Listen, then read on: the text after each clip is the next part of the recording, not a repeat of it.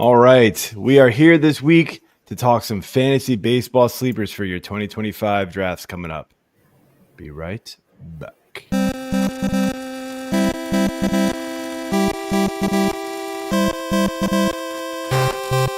Fantasy Six-Pack Hour with your hosts, Joe Bond and AJ Applegarth.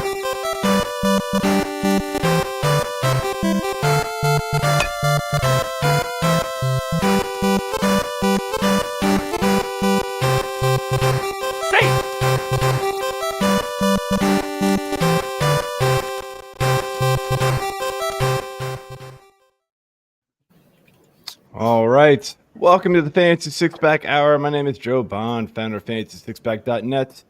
With me tonight, I've got everybody here finally. Yay! AJ's below me waving like an idiot. That's amazing. AJ Applegarth and Corey Piper. What's going on, fellas? It's good to have the gang back together. Yeah, Absolutely. about time. I know, right? It's been too long here. All right. So tonight, like I said in the quick little intro, we're going to be talking some sleepers for your upcoming drafts. We're going to run through one each from each of us for all the positions. It'll be to help you out. What's going on, Sean? Glad you like it, man. Davis Pang was the one who made that, so credit to him all the way. That thing is pretty sweet. But before we jump in, while you're here, hit that subscribe button, hit that like button, leave those comments. We love hearing from you. So jump in. That's a live show. That's why we do it live. We like to hear we like to get the comments. But without further ado, let's bring in our guest of the week, George Bissell from Rotoworld. How's it going on tonight, man? What's going on, guys? You picked quite a night to do this, the most exciting hockey game since 1980, and here we're talking baseball. So great timing, and excited to be here. Let's do this. All right.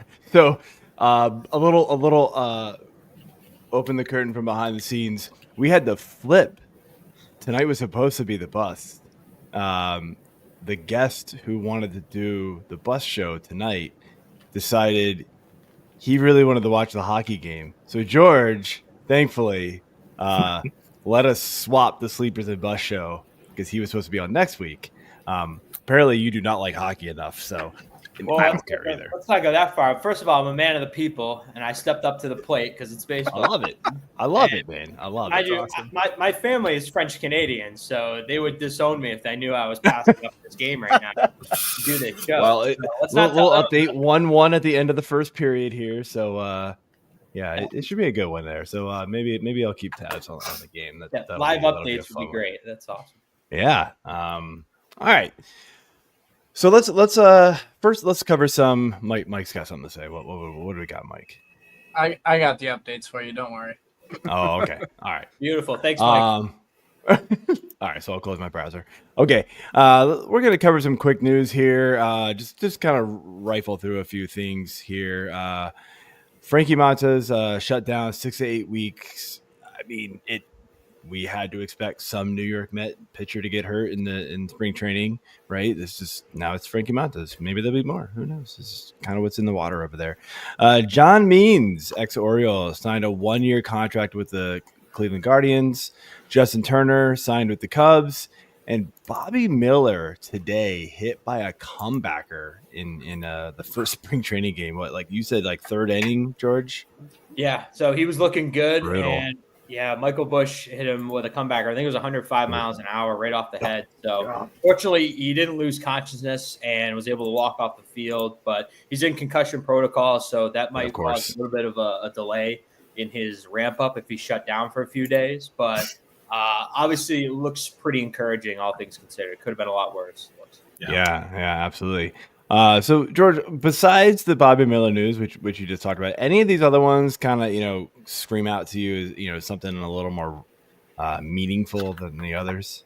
Yeah, I think the Frankie Montas one is interesting because, like you mentioned, the Mets kind of baked into this equation that they were going to need more than 5 guys. They have some additional starting pitching depth. They have Paul Blackburn coming back, who was hurt a little bit last year. Griffin Canning they brought over from the Angels. He's an interesting guy who I think is going to be on a lot of late round sleeper lists. And I think the interesting one is Clay Holmes because it really makes things a lot clearer for him as he makes the transition from reliever to starter. I just think it's interesting that they didn't go out and pursue a guy like Andrew Heaney, who actually ended up signing with the Pirates. This was a 1 year, $5 million deal. And I felt like he's a guy who could have helped a lot of rotations. So it was surprising to see him last out there as long as he did. And it's actually a really interesting landing spot going to the Pirates because that's a great ballpark for him. He's had issues with home runs in the past. PNC Park will definitely help that. So he's kind of a sneaky late round guy, cheap source of strikeouts for fantasy purposes. Just don't play him when he plays in Milwaukee or Cincy, right? He might get a few of those starts. So yeah, pick your spots, but he's a guy who can help you definitely. Yeah, no, he's been solid over the years. I like Heaney, and we talked off air before the show. Like he's an innings eater, right? And so it's kind of like sometimes you just need those guys. You know, they might not be the greatest anymore, but you got to need those guys to get through a very long season. So, Corey or AJ, you guys have any thoughts about John Means or Justin Turner? Well, John Means is going to miss half the season. He's still recovering from Tommy John. So you could still forget about John Means. Just remember the name come mid-season. And Justin Turner, I don't think he's going to be an everyday player. I know that when he first signed, there was some talk like maybe this hurts Matt Shaw. I don't see Justin Turner playing every day for the Cubs. Yeah, I agree with that. I think, he's well past his prime. He can still play. I think he's going to be a good role player for the Cubs. We'll talk a little bit more about them later with some of these sleepers, I believe. So we'll leave it at that. But yeah, the Means. Yeah, stinks to see him not in an Orioles uniform, but I get it though, man. He's been good when he's on the mound, but that's been a problem. So. He hasn't been on the mound for like 3 years. It feels like exactly. So I'm okay with it. All right, AJ, let's get into our sleepers. Let's go. First position of choice here is the best position of depth in the entire league for fantasy. That would be the fantasy catcher. That was totally a joke, but all right, we will we'll start off with our guest here, George. Who do you like as your sleeper catcher for 2025? It's always great for the ratings to start with the most exciting position possible. Really keep the listeners and viewers engaged. Exactly. I'll go with Drake Baldwin. I'm going to try to stay away from rookies for most of this section, but catchers pretty brutal. I know there's been an influx of younger talent that's made some noise at the position, but I don't think that Sean Murphy is this extremely durable guy who's going to start every game for Atlanta. When you look at his games played the last 3 years, 72 last year, 108 the year before, 148 before he was traded to the Braves in his last year in Oakland.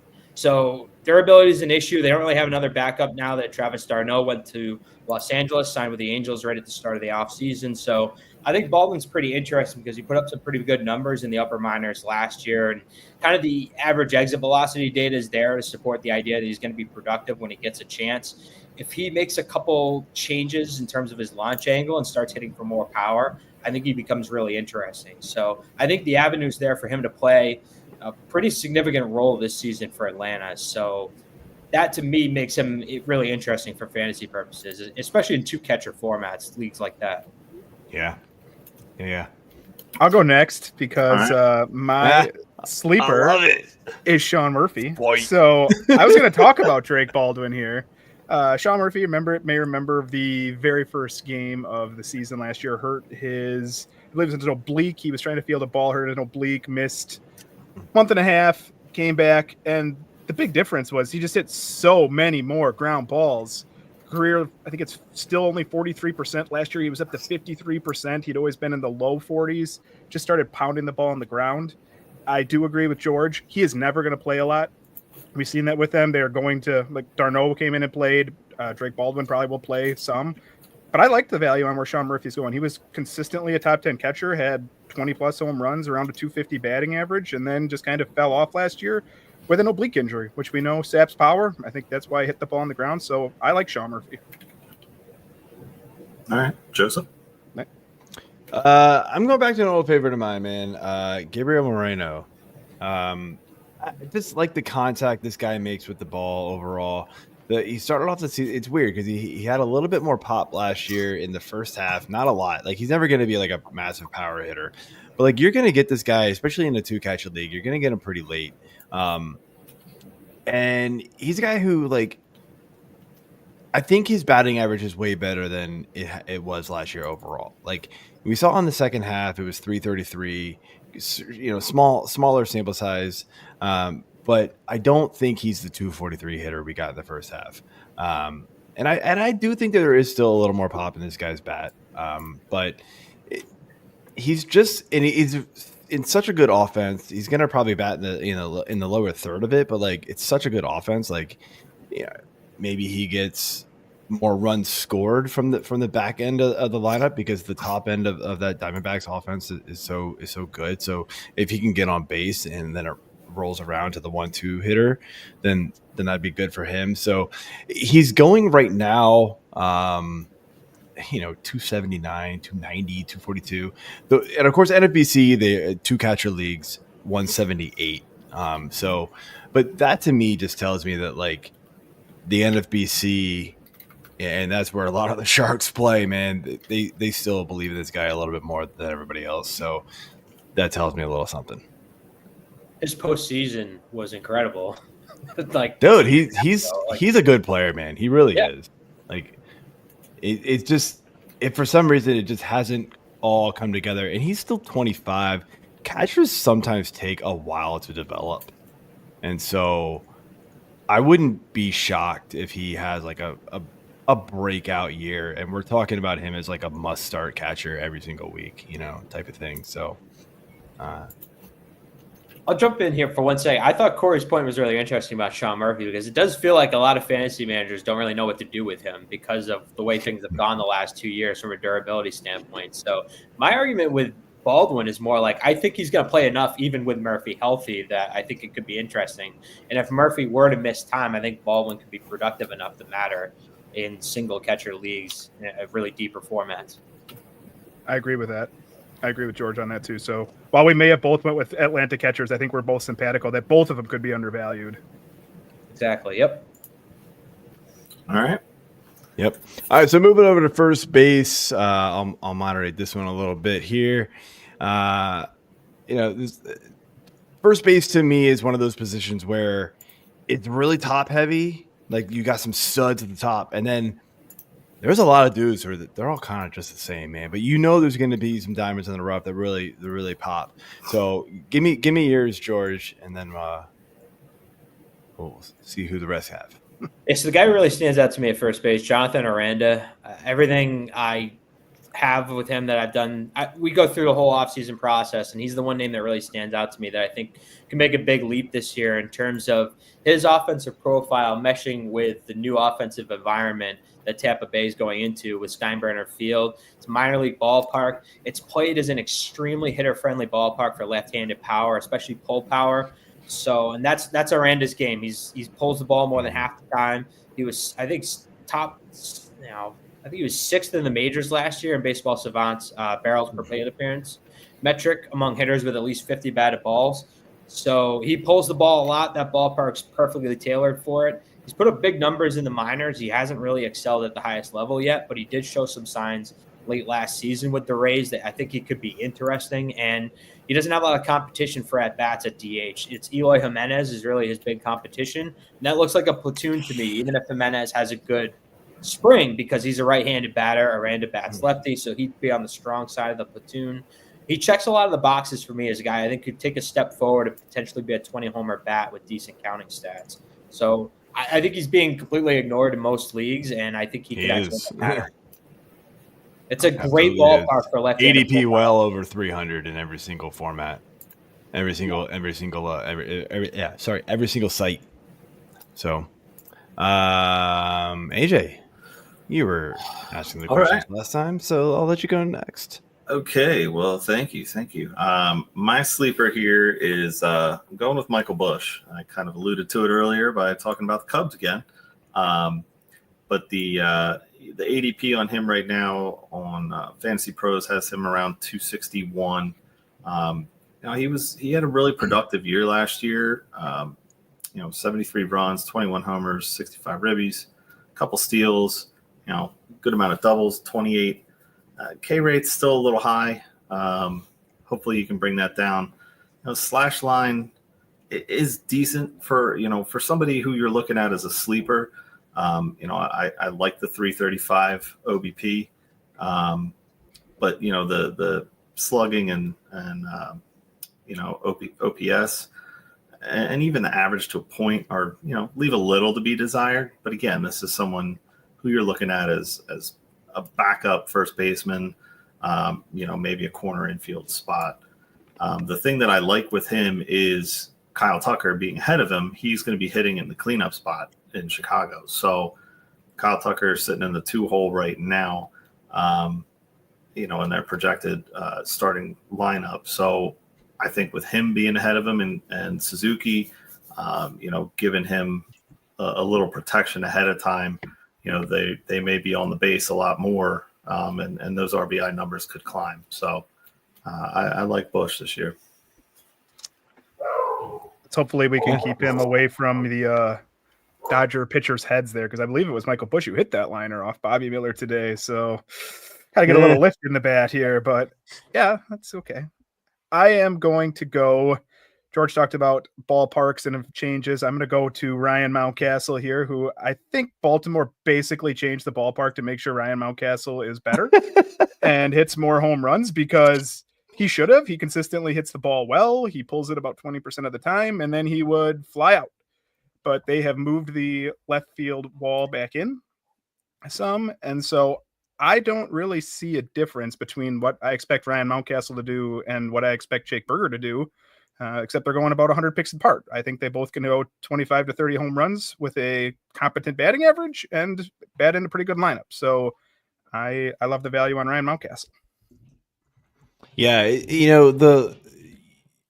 you mentioned the Orioles and how they changed the ballpark. We talked about this in the first show, I believe, how what's the impact of the Orioles, or maybe we talked about it in our top 10 videos, Corey. But is there any thought, and anybody could chime in, is there any thought that left-handed batters in the Baltimore lineup maybe are getting not enough credit? Because they did move in the fences. They did lower them back a little bit. Maybe we're undervaluing all of them just slightly. I think it's possible. I mean, it's always tough to judge that until we know, who would have seen Cleveland suddenly becoming a hitter's park last year, but just because they changed one little thing in the outfield and the ball flew out of there. But we've seen it in Baltimore, though. And I know they're not moving it back into exactly the same, but we've seen it in Baltimore. We've seen this be one of the best hitting parks in baseball. So now that they're bringing it back in, you talk about Ryan Mountcastle. He's got an ADP of, on average, between all the 5 different sources I have here, at 242. I mean, that's dirt cheap. And I mean, I don't know if he's been a very valuable player before. I just kind of wonder if we're undervaluing some of these Baltimore lefty hitters. George? Well, my question is sort of the replacement level factor. And this alludes to what you were talking about at the outset of the position, Joe, in terms of there's 10 to 12 guys that you feel really good about at the position. So what is the bar that you need to clear to be better than those guys, to be relevant in Shalwell League? If you're saying that you have to be better than Vinny Pasquantino, and if we think he's a 25 homer bat, you're going to have to do better than that with decent counting stats. So I just think the bar that you have to clear from a replacement level standpoint of position is so high that it just makes it difficult. And I don't necessarily just so my question wasn't necessarily just geared toward Mountcastle. It's kind of against all the lefty hitters there.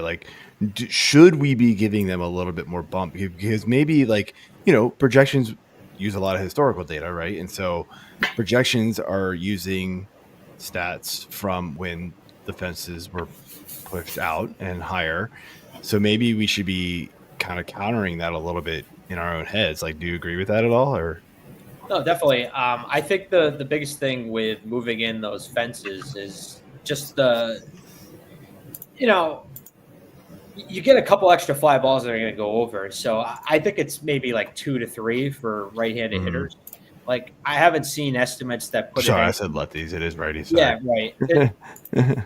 And basically anyone that you talk to in Baltimore is excited about it. Like they've talked to Malcast, they've talked to Tyler O'Neill when he signed. That was a big thing. The Baltimore over. Like it's a big deal, but any sort of projection I've seen on it basically doesn't have it as more than like a handful of home runs. So I don't think it's going to lead to like a dramatic spike or anything like that. But yeah, I would feel confident projecting a few more for those guys in Baltimore. Absolutely.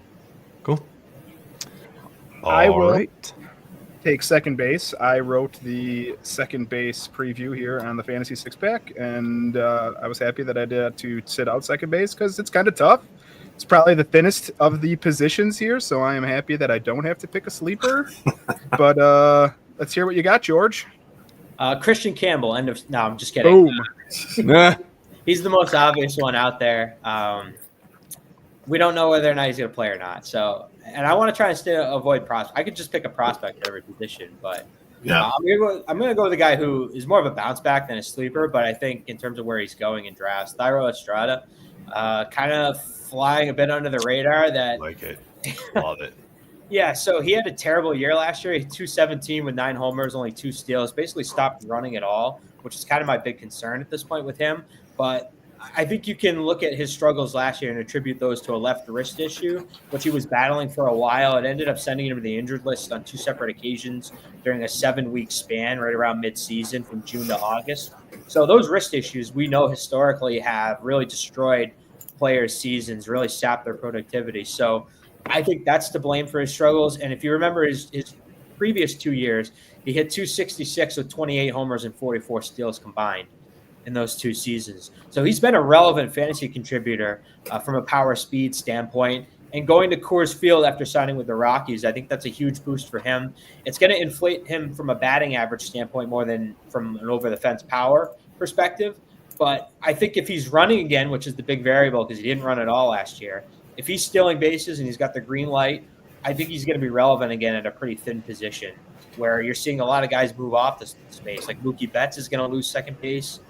Jose Altuve is going to lose second base. So the landscape of the position is going to change a lot this year. And the only site right now that actually has Betts as second base is Yahoo, right? Corey and you and I talked about that. Yeah. Right? We went back and forth with it because we had someone else who originally was going to write the second base article, and we didn't know whether to include Mookie Betts, not to include Mookie Betts, and eventually I just put it less a sentence as a paragraph in the intro that if he plays second base, yes, you should play him at second base, but most places, you're not going to play him. He doesn't have the eligibility.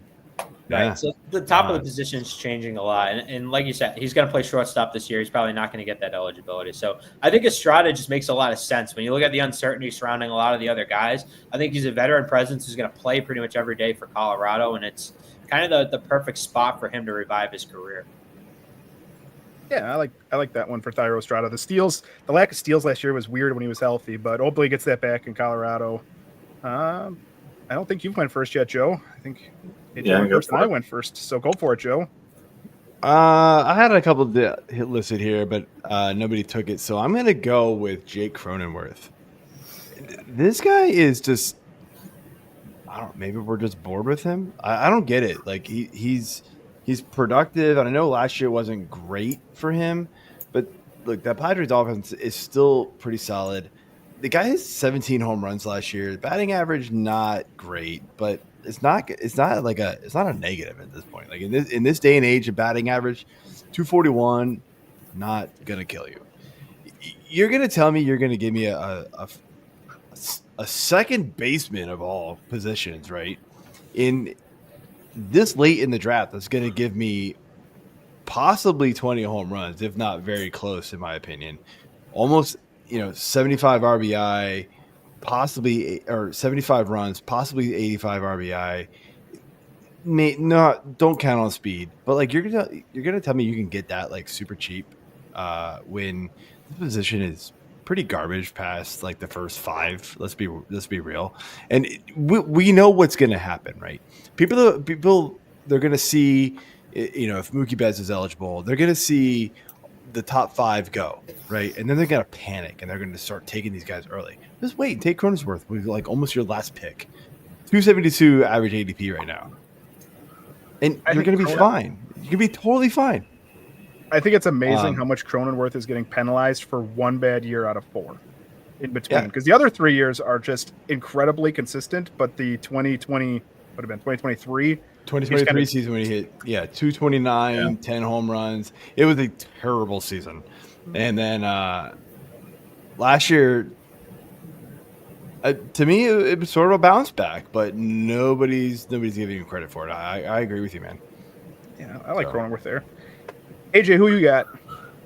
All right, well, I'm going a little higher than maybe main sleeper potential, but again, it's a fairly weak position. So I'm looking at Willie Castro from Minnesota. I mean, higher. he's really not, but I mean, he's hitting leadoff. You know, he plays all over the place too, so he's got a ton of eligibility. You know, looking at last year, it looked like the majority of his games were at shortstop at 56, but he also played 40 at second. So, you know, 30 at basically both outfield positions, left and center, they played. So, you know, this is a guy that I think has value just from positional eligibility alone. It's somebody that I might target a little earlier than his current ADP. He's at like 238, 239 for on Fantasy Pros.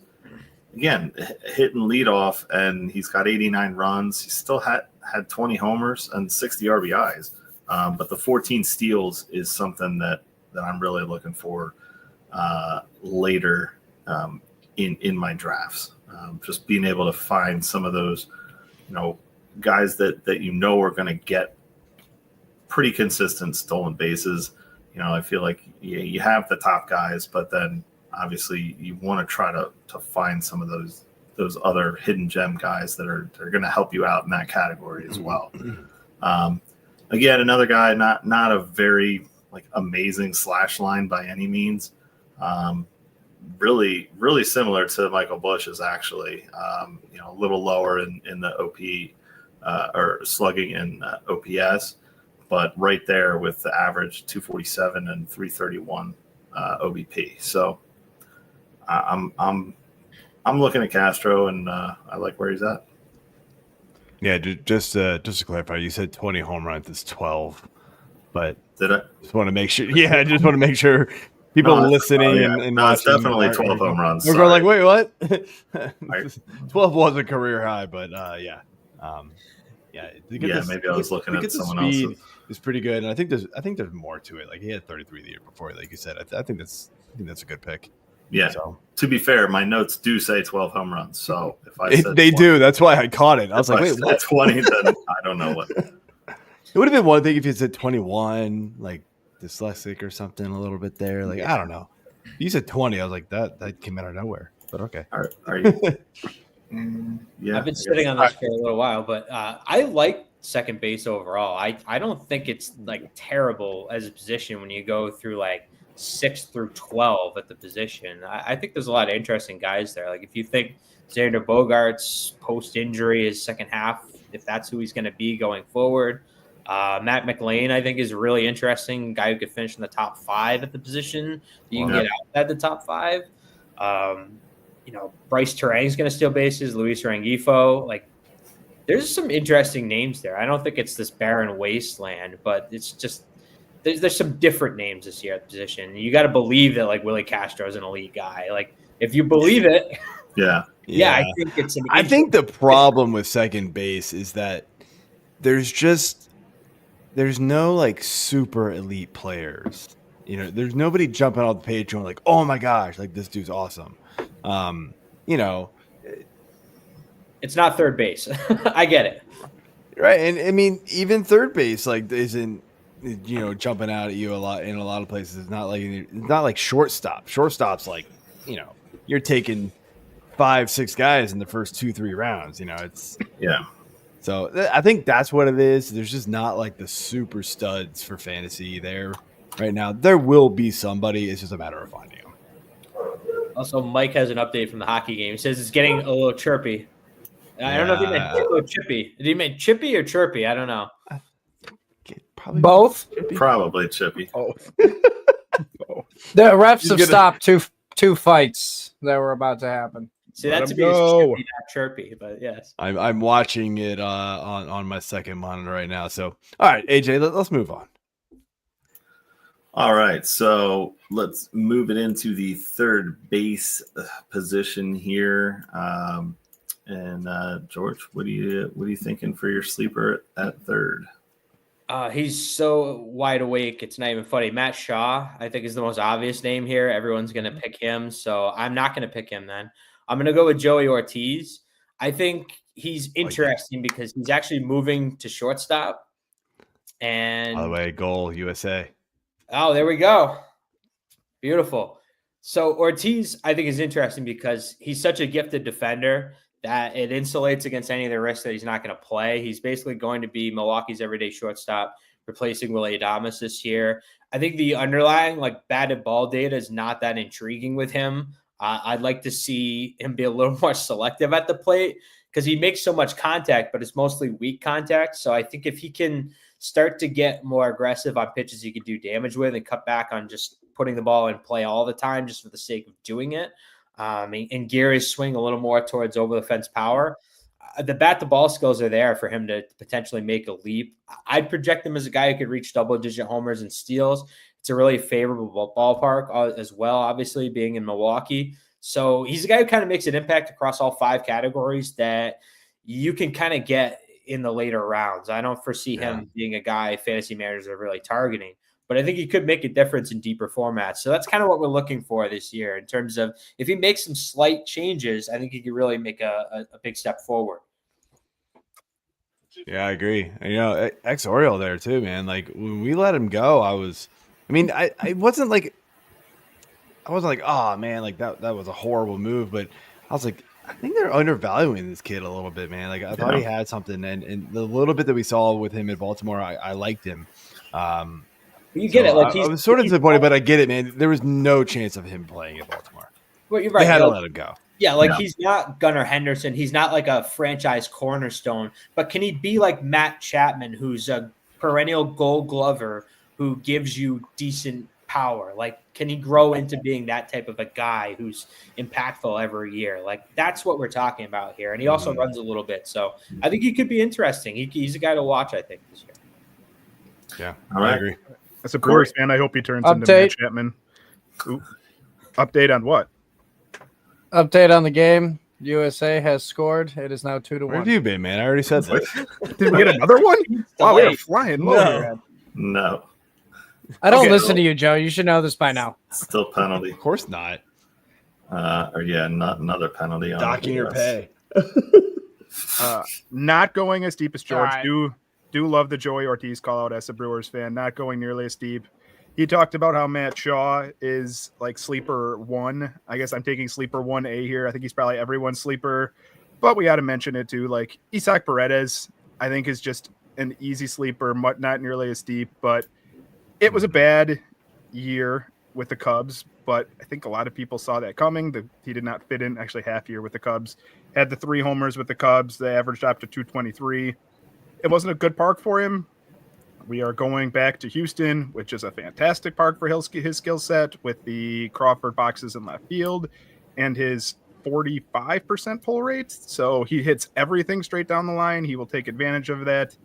If you go off of the expected home runs from StatCast, instead of the 19 he hit last year, if he had played every game in Houston, he would have had 26. I think we're looking another one, probably mid-20s to low 30s home runs. And what's still a pretty good lineup in Houston. The average probably lag because he's going to hit so many fly balls that you're going to roll pretty low, like a 230-ish average. But I think the power and counting statistics will be there, and I'm happy to take him at his price. All right, Joe. See, I'm definitely not going as deep as you guys, but this guy I think is being super undervalued. It's Josh Jung. Yeah, I get it, man. The injury risk is completely there, but we've seen this guy perform, and that's one thing that like some of these other guys that we're talking about, like we're hoping, or like we're hoping there's more. Like if we can get Josh Young from 2023 at a over 200 ADP right now on every site outside of RT Sports, which is mainly best ball, like you got to be kidding me. Like I'm going to buy that every day. I want this guy on my team. There's no way I'm letting him pass on me in drafts because we know the power is there.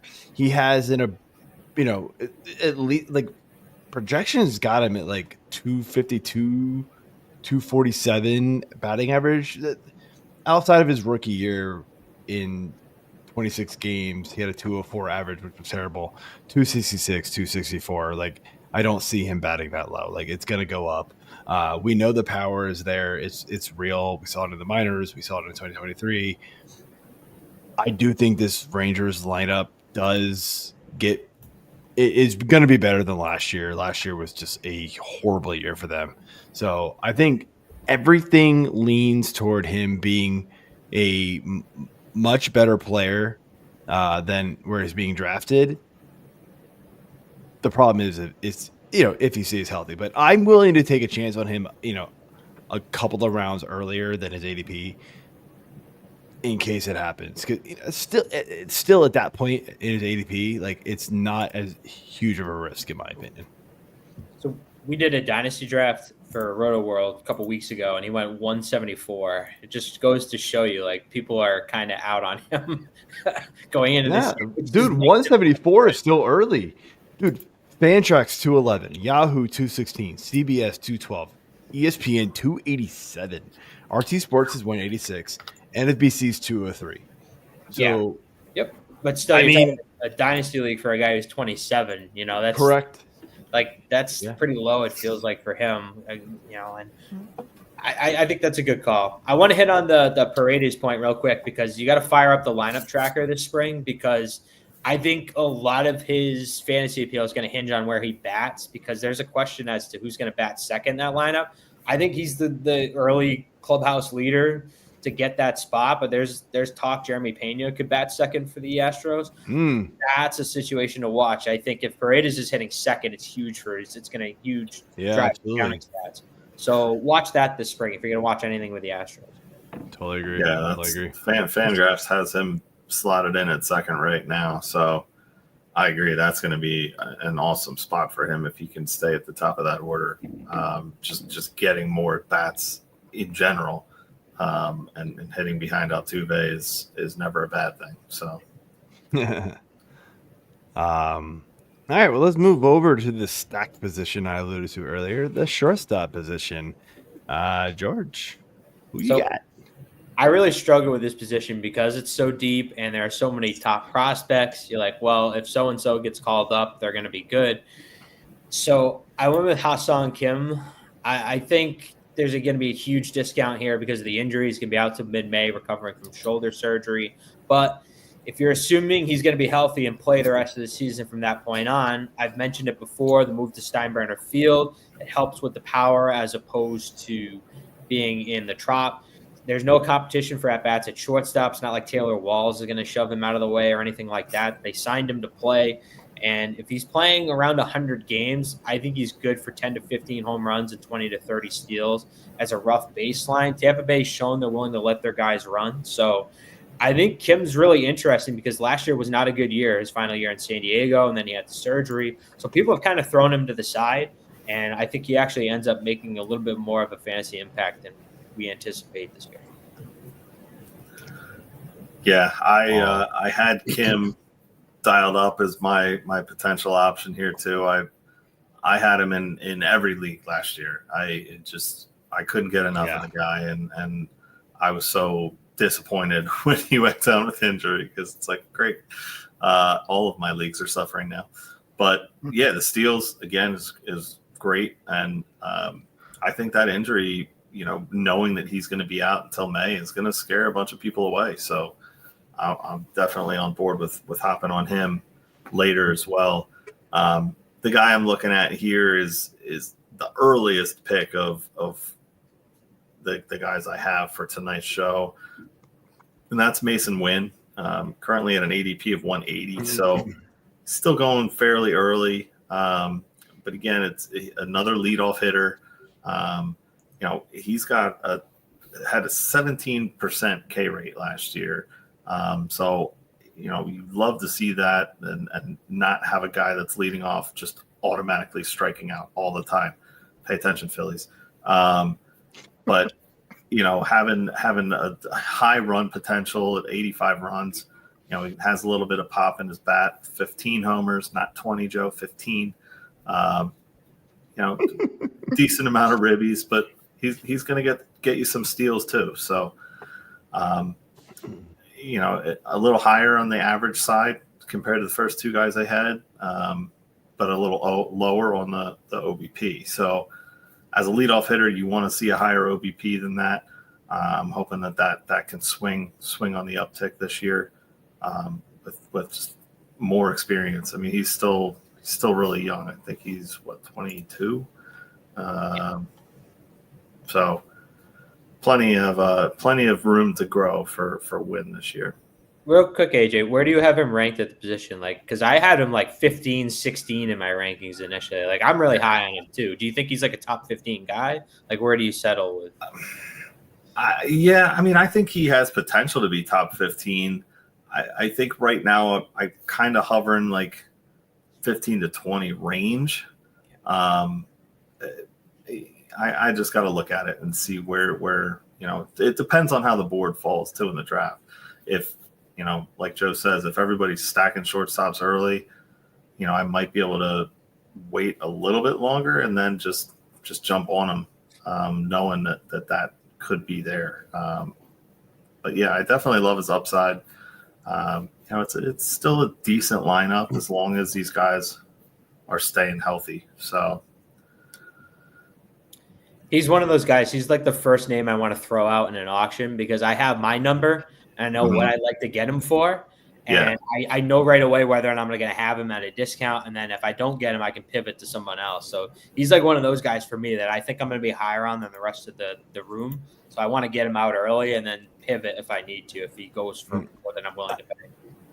I've got him around 16 right now. Lots of it's a close call. There's a few guys behind him that you could easily to see him plummet. But that's where I've got him right now. I will take the last shortstop here, and it's probably the highest player on here in ADP, but it's also 80 picks after where he was going last year, and that is Bo Bichette, who I just think is the most ridiculous value of any player right now as far as good. Bo Bichette's batting averages by season: 311, 301, 298, 290. 306 and then 225. His OPP or OPS 930, 840, 828, 802, 814, and 598. He also has had two different calf injuries and broke his finger last season. I think there's pretty clear reasons to explain why he struggled last year, and now he comes at this massive discount. Yeah, 120 is still early, but compared to a player that used to have to spend a top 3 pick on, I think that he can get back to there. I'm not too surprised about it. I have him pretty clearly in my top 10, and you don't have to spend that value to get him. Yeah. Walk here too, so he's going to. That's right. If you believe in the contract here, go out and watch him get paid. Exactly. And then I'll just be breaking fingers again and be like, hey, whatever. I'm count my money with my wrists. As long as you can find a way to count it, it's all that matters. Exactly. They have people to count the money for him. That's yeah. So now, I will say with Bo Bichette, I have been completely out on him for the last couple of years because of his draft costs. I didn't think he was that good. Everybody was expecting him to take another leap, another step up, and he wasn't doing it. And so I was like, you guys can have fun doing it. Now, did I expect the massive drop-off we got last year? Of course not. There was the injury. But even before that, he was just miserable. It was just bad. This year, I'm still not sure. Yeah, 20 home runs, 15 steals. I think he'd still get 10 to 15 steals in a 290 average. I mean, we've seen the steals drop from 25 to 13 to 5. And 5 was the year that the bases got bigger and everything. All the rules changed so they could steal more, and he stole less. That's a big red stolen flag. bases are the one category that like a player can truly choose to do it or not, right? So if he is Oh, of in course. a walk year, look at what Willie Adames did last year. What was it, I like know. I know. twice as I like know. 17 compared to a career? I get it. I think I every get time Bo Bichette's on first base, he's looking at second base, and like AJ said, he's looking at those dollar signs, like thinking about, can I get to 15 steals again? I'm in. Yeah. No, I hear you. I just he's at that ADP now where it's like, all right, now you're talking, because you do know. I don't think last year's batting average is the real deal. Like, I think at worst he's like a 285 hitter, right? And I think that's even above projections right now. Like, I just don't see him being that bad. But we did see him regress every single year of his career from 2021 when he had that big year. And then everybody's like, oh, here he is. Here's the guy. So I do have a little hesitation with him, but at a 120, 130 ADP right now, like, I'm okay taking him there. But I will fully admit that he was totally off my board the last couple of seasons. This is Canada just scored, by the way. Wow. Hey, who was it? Bennett. All right. So here's the blessing and the curse of doing the player news for Rotoworld. I remember a storyline that we blurbed about Bo Bichette wanting to steal more bases, and I just went through the system and found it. February 13th, 2023, Bo Bichette wants to be more aggressive on the bases. He went on to steal exactly 5 bases in 135 games. So 25 to 13 to 5. Don't believe any. The best thing you can do is delete Twitter from your phone, unplug your laptop, and come back at the end of spring training, because none of this stuff matters. Whatever you read here, nothing. Didn't Adolis just say he wants to hit 50 home runs? Wasn't it Adolis Garcia who just said he's hitting 50 this year? I'm pretty sure I saw that. Sounds about right. I think I saw that. And I'm like, you do that, man. Mason Wynn's stealing 50, so we'll see. Like, it's best shape of your life season, buddy. That's right. Yeah. That's right. Aside from AJ, you gotta wear that shirt. Which one? Like, the best shape of my life shirt. Oh yeah, you have it, right? I have it. Yep, that's a good one. I'll put it on. I've lost track of where we are. So we're at. I think we're outfield now, right? Yeah. We are at the outfield, and I am leading off here. So obviously, outfield deep on the fact that there are just so many of them. So some leagues you play 3, some leagues you play 5. So we'll see how deep we're going here on the sleepers. George, who do you have? Yeah, I actually have a pretty kind of obvious one who's going pretty early. It's Jordan Walker. No, I'm just kidding. I'm so tired of Jordan Walker and all that. No shade on Jordan Walker, but like, my God, how many times is he going to change his swing? I'm going with Parker Meadows. He's a guy who actually changed his swing and it worked. I like it. He came back after a AAA demotion and everything looked great. He got hurt right after he came back last year. Ice cold start, got demoted, changed his swing, came back, got hurt again. But once he came back, he hit 296 with 5 homers and 5 steals in his final 47 games. He's going to lead off against right-handed pitching. That's a rapidly improved lineup in Detroit, where you have a nucleus now of Riley Green, Gleyber Torres, Kerry Carpenter if he stays healthy. He looks like a real breakout guy from a power standpoint. So, look, I think Meadows, if it's all come together and the swing adjustment actually worked and he looks good this spring, you look at a possible 20-homer, 30-steal guy, and he's not going to cost you an early-round pick. So, I try to go with later round guys, but I think Parker Meadows just stands out to me because the breakout didn't happen for very long. It got sort of truncated because of the injury. So I think he's really interesting. Yeah, I think so too. Actually. And another player who's probably going to bat leadoff in Detroit. So more plate appearances, more counting stats, always a good way to go. Joe, where are you going in the outfield? So I'm going with the guy who we could have put at first base, but nobody did, and it's Michael Toglia. Everybody is so scared off from the abysmal batting average, and I totally get it. Like, it's horrible.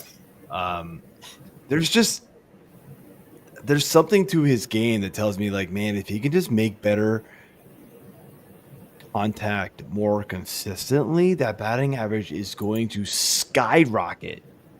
And we know that the power is there, right? We know he can steal bases. We know he hits in Coors Field. So there it is, right? Another fun fact, he hit 44% of his home runs outside of Coors Field last year. That's how much power he has. So, like, it's not just a Coors Field guy.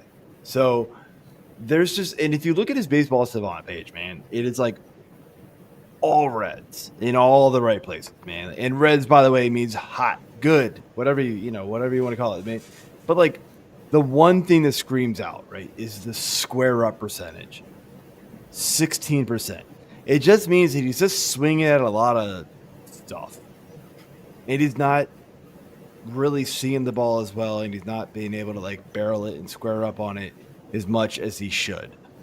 So if he can fix that even the slightest bit and get his batting average up to like 240, we're talking a completely different player here. And we're talking like a 30, 35 home run guy because he's going to hit the ball more. He hit 25 home runs with a 218 average last year. Like I think people are just deathly afraid of him because of the batting average. And I think you shouldn't be. Well, we wanted to see Joey Gallo in Coors Field our whole lives. We're finally getting it. This is the guy. There we go. We're finally getting to see that experiment happen. So I'm excited. It's going to be fun. Yeah. He might hit 190, but he's going to hit like 35 bombs. I think if Nolan Jones had performed better last year, there'd be more hype on Michael Toglia. I totally agree. I think everybody got burned from the half season of Nolan Jones in 2023. Push the ADP up. He's terrible last year. I mean, and now everybody's afraid of Michael Toglia. I mean, sorry, I'm going to pat myself on the back here a little bit. I told everybody not to draft Nolan Jones last year. The dude had a prolific BABIP. Like, it was 403 or something crazy like that. Like, no way. Like, this guy was not that good. So, I warned you. Nobody listened. This feels like, and everybody was like screaming, like, Nolan Jones sucks. No kidding.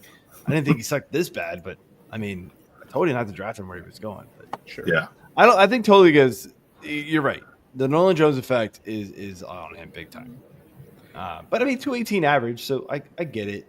His BABIP is 270 though, so there is just something about like him not being able to like square up on the ball and get that like solid contact every single time he swings. And maybe it's because he swings too much. You know, the K percentage is high, so he's just swinging a lot. Maybe that plays a big factor into it, but he's still a young enough guy that I think he can figure it out. Yeah, I agree with that. AJ, where are you going in the outfield? All right, I am going to go with Heliot Ramos. Solid hitter. He had played in 121 games last year, so we got a really good sample size of it. And he's not going to do a lot on the base paths. You know, that's been kind of my ongoing theme is guys that can get you the steals. He'll get a few here and there, but he's a good doubles hitter. Had 22 homers last year, 54 runs, 72 ribbies. Sorry. Average is solid for a guy that you're going to have hitting fifth in your lineup. He's hitting behind Matt Chapman in cleanup and Willie Adames, who we talked about now in San Fran, Jung-Ho Lee. So I like all these guys ahead of him to be getting on base a decent amount. So I believe that's going to help his RBIs. Just the same kind of sentiment that I had with Michael Busch. Possibly more so since he's hitting a little farther down. So, he was dealing with, I think it was a foot injury or hamstring or both that kind of slowed him up, but he did play today. I believe he hit a homer off of Verlander. Obviously, Verlander is a shell of the guy that we know, but still got name value, right? So it's something. But I definitely like Ramos. I think he can do some damage this year. So I wrote the sleeper outfielders article for Fantasy Six Pack, and Ramos was in there for me too. I said I don't really get why his ADP is so low. Like top 15 exit velocity, top 15 barrel rate. Like people are afraid of the park maybe, but he showed he can hit it out. The only right-hander to ever get it into McCovey Cove. Like, the dude has ridiculous power, and there's no playing time concerns as far as I can tell. They didn't really bring in an outfielder. He hits righties well. He hits lefties well. Yeah, I don't get the Heliot Ramos being as low as he is either. I like. Yeah, that just went up today, by the way, Corey. I don't know if you noticed that. I noticed that first line. It was like, if you like guys who could hit the ball into McCovey Cove, here's your guy. And I was like, that's a good line. That's a good line. I like it. Yeah, I mean, his ADP right now on Fantasy Pros is sitting at a 54th outfielder. Honestly, I may be bold, but I wouldn't be surprised to see him crack top 40. I mean, right now, 214 average total between the 6 different sites. Yeah. So that's kind of where I think he could be. I mean, there's some other name guys ahead of him, but I mean, we've seen what they can do. Cedric Mullins, obviously, as an Orioles fan, love Cedi, but he's fallen off. Like he's not completely. And you worry about platoon over there now with him at this point because they just got a lot of guys. They're gonna figure out ways to get these other guys in. So, all right, well, let's close things up here with the pitcher. Right. Yes, let's jump into pitcher now. For this, I believe we just broke it up as pitching in general, not necessarily a starter or reliever. So. So, George, who do you have for your pitching sleeper this year? You guys ever hear this Paul Skeens guy? Is he any good? Nope. Never. Nah, tell me about him. Scooble. Does he have a mustache, or is he like a Yankees shaved face guy? Does he have I don't like girlfriend? Either. We might have talked about that a little bit last year. In all seriousness, I'm going to go with the guy who had a 590 FIP last year. Which isn't great, in case you're wondering. If you need to help with that one, if you're not into the advanced metrics. Do some research. We got an article about that one. 590 is not good, folks. Yeah. If it looks like the model number of a Boeing jet, it's not good. Good God. Especially right now, with all of the issues, really right now. Jets are falling down, so are these numbers. So Max Meyer is the guy I'm going with from Miami.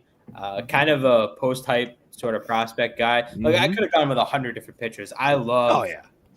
There's so many. I love once you get outside the top 150.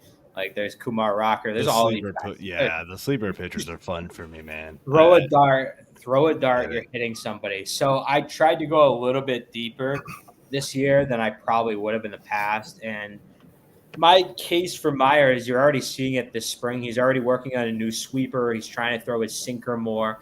Those are designed to kind of help play up the effectiveness of his slider, which is still good. The problem last year, which led to the Boeing jet FIP, is that his four seam just kept getting hammered. Like, and he had to throw it over this in the zone because he couldn't locate any of his other pitches really. So it was getting absolutely annihilated. So if he can add in the sweeper and the sinker works more against lefties, I think it gives him a chance to succeed. And Miami overhauled their entire pitching operation this offseason, from the front office to the coaching staff. So I think if they're bringing in a little more of an analytical approach to things from a pitching standpoint, I think Max Meyer is a guy who could benefit. He's pretty much locked into the rotation. They lost Braxton Garrett for the year. So he's going to go out there every 5 days, and we know the slider can be one of the best in baseball. I think he's got a real chance to take a step forward and be an impact guy for fantasy purposes. Huh? Nice. All right. Corey?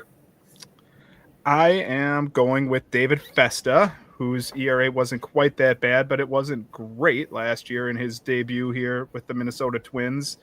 The ERA sat at 4.90, so not quite 5.90, but 64 innings, 77 strikeouts to 23 walks, right? What do we really want to see? A guy who can get strikeouts and not walk batters. So his K per nine was 10.77 with a 3.2 walks per nine. Cole Reagan's was also 10.77 with a 3.24 walks per nine. So nearly identical. Now, the difference is he had some home run issues. He gave up 9 home runs last year and just a few more hits allowed. But I do like David Festa. I like all the ground balls that he was getting at the second half of last season, especially when he's really starting to settle in. He had a couple of blowouts when he first got called up and then settled in, but I think it's all depressed in the value right now.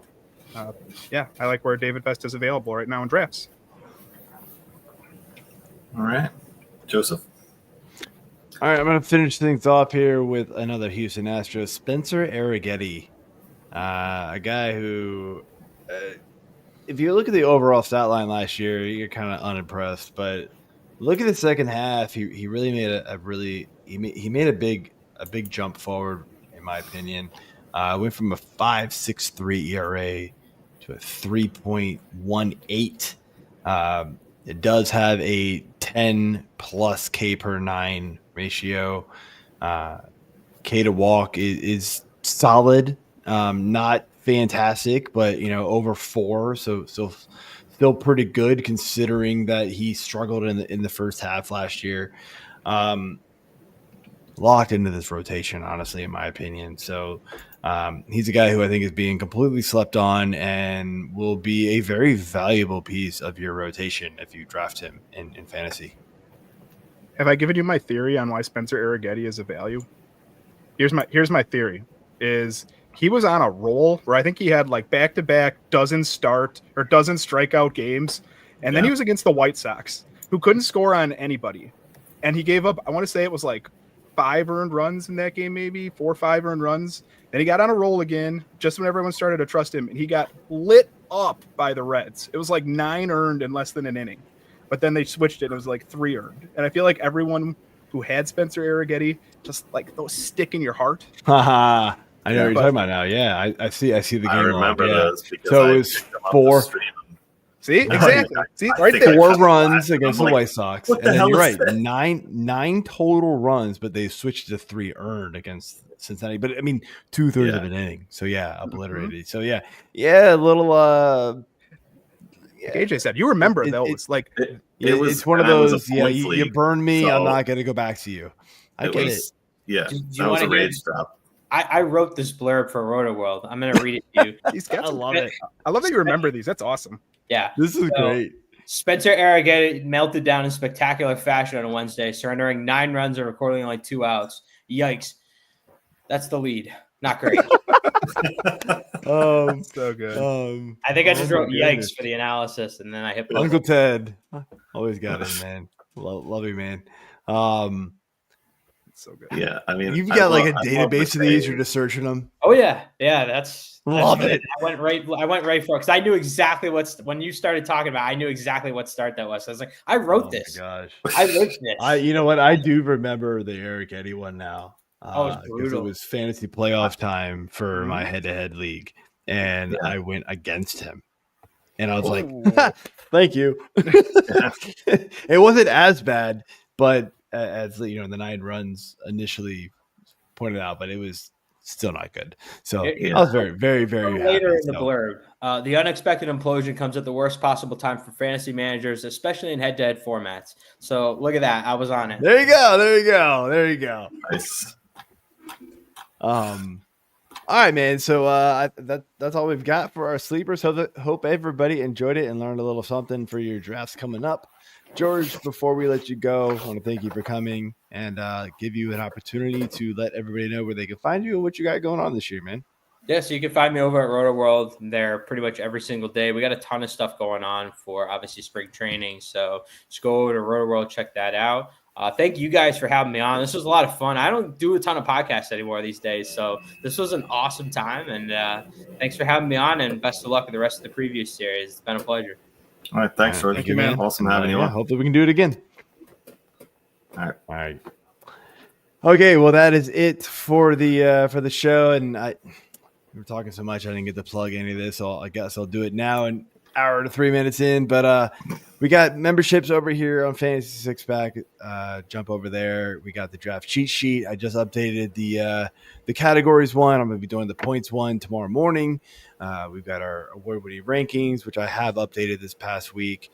We've got DFS content during the season. We've got a whole slew of things, and of course, Discord is where you can find all 3 of us, plus everybody else, including Chad, who's in the chat as well, giving you advice for all your personal league questions.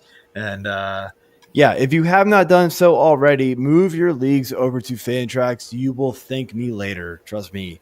It is the best place to play fantasy baseball. There is no downtime ever. Renew your league the day after the season ends.